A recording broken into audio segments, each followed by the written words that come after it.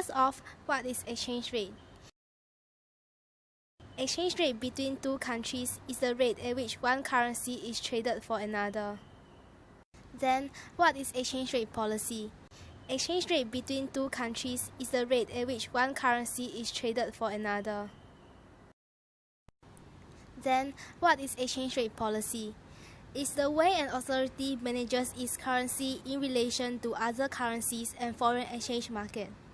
There are three main types of exchange rate policy. Firstly, the fixed type of exchange rate policy, where exchange rates are only allowed to fluctuate in a band of less than 1%. Next is the peg float, which is similar to the fixed, just with a wider band of more than 1%.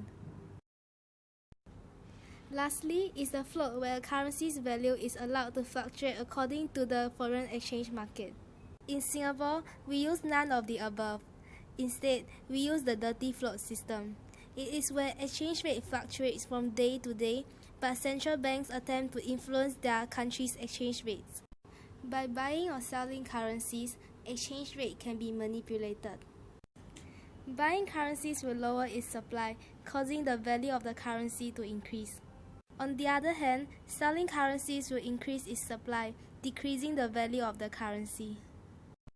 By lowering the exchange rate, Singapore's balance of payment will be improved, assuming that the demand for imports and exports are price elastic. However, a low exchange rate will also result in increase in price of imports and inflation, thus lowering the standard of living, as goods becoming more expensive and hence lesser people will be able to afford them. On the other hand, increasing the exchange rate will allow Singapore to reduce the effects of inflation at the cost of the loss of jobs. Thus, a balance must be struck to find the optimum exchange rate for economic growth of Singapore. So, how does exchange rate affect you, the firms? As profit equals to total revenue minus cost of production, thus total revenue and cost of production are the two factors affecting profit of firms. Under total revenue, there are two scenarios. Let's look at the first scenario, where firms produce price elastic goods. When exchange rate increases, price of exports increases. As goods are price elastic, this brings about a more than proportionate decrease in demand. As a result, total revenue decreases.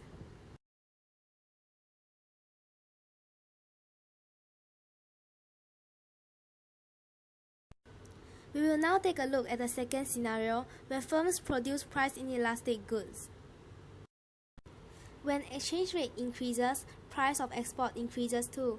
However, as goods are price inelastic, this brings about a less than proportionate decrease in demand. In this case, total revenue increases.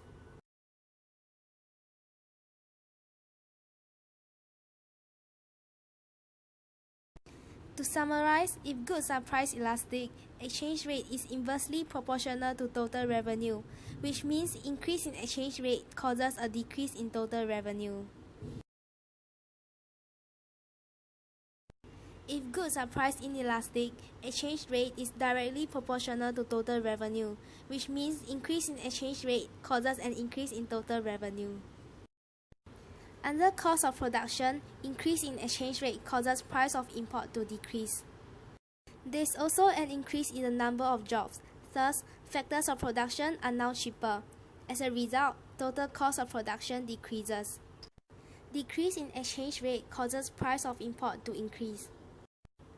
There is also a decrease in the number of jobs, thus factors of production become more expensive. As a result, total cost of production increases. In conclusion, an increase in exchange rate will benefit firms producing price elastic goods, while a decrease in exchange rate will benefit firms producing price inelastic goods, allowing them to maximize profit.